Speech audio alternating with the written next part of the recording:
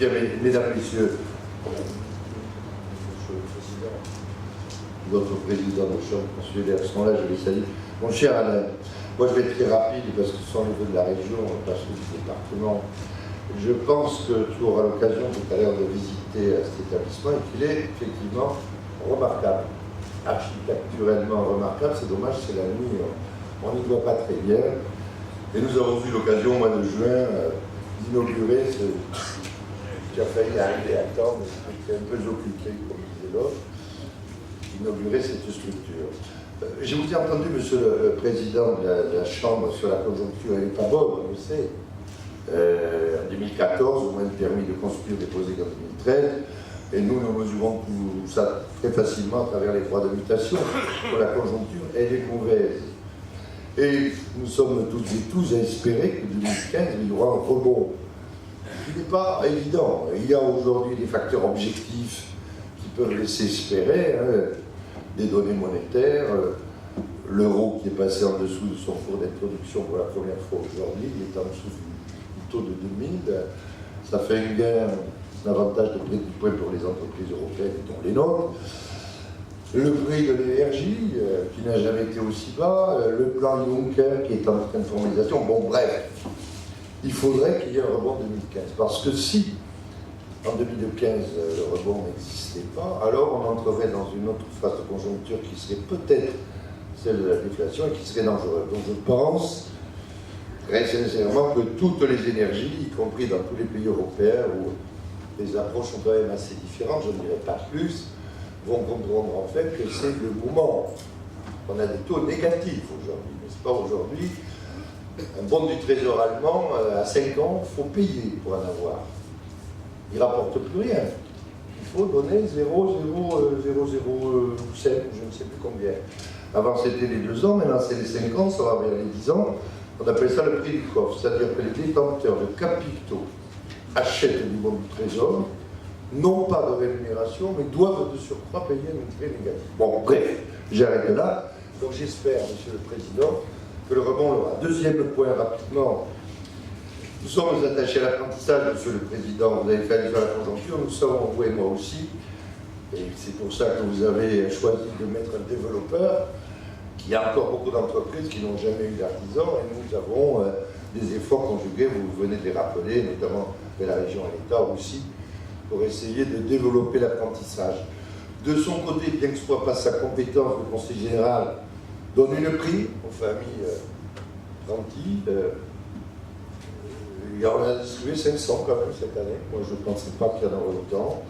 Nous avons élargi aussi aux jeunes apprentis le prêt d'honneur, de façon à démontrer que pour nous, il n'y a pas des parcours d'excellence privilégiés, d'autres qui ne le seraient pas. Et il a été créé en 2014, il va être doublé en 2015.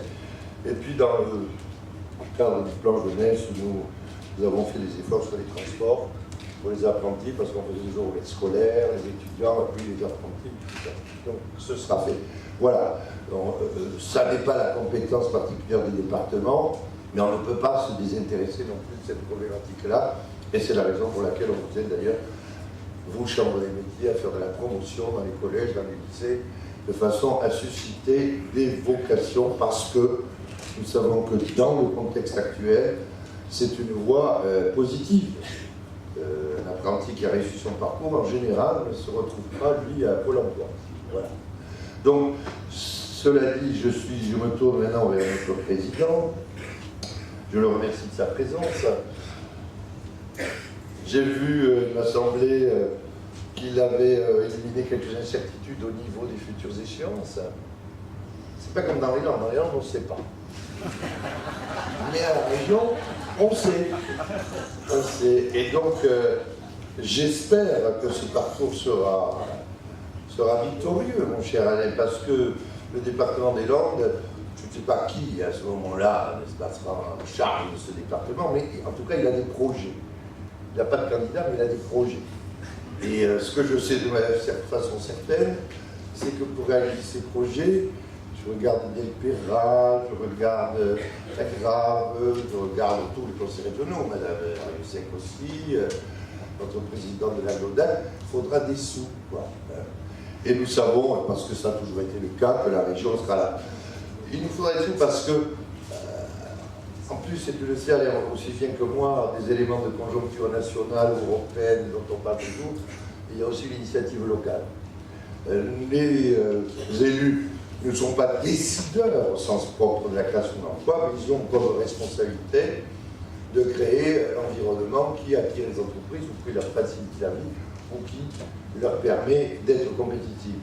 C'est toute l'attractivité que nous fabriquons et nous y sommes pour beaucoup.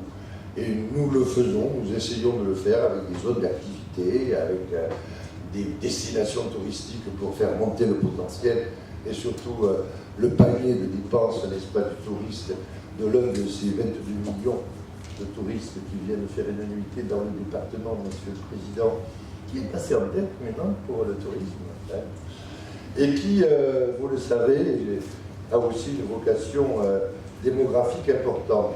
Je l'ai dit lundi dernier, la France c'est 0,5 par an, la croissance de la population, l'Aquitaine c'est 0,8, on est très au-dessus, et les Landes c'est 1,5. C'est donc 5000 personnes qui nous arrivent tous les ans, dans un contexte qui n'est pas, comme vous l'avez rappelé, très favorable, avec près de 20 000 de chômeurs et 30 000 si on sont toutes les catégories. Donc mon cher Alain, il va falloir aller à la bataille, nous serons à vos côtés, et j'espère que tu ne nous décevras pas, parce que franchement, entre les deux candidats éventuellement potentiels de la Vallée d'Aspe, et bien que la Vallée d'Aspe, comme tu le saches, comme tu sais, n'est pas ma vallée préférée, je préférerais quand même que ce soit toi. Je ne sais pas si tu chantes aussi bien que l'autre, mais je dirais que ta chanson à toi, on la connaît.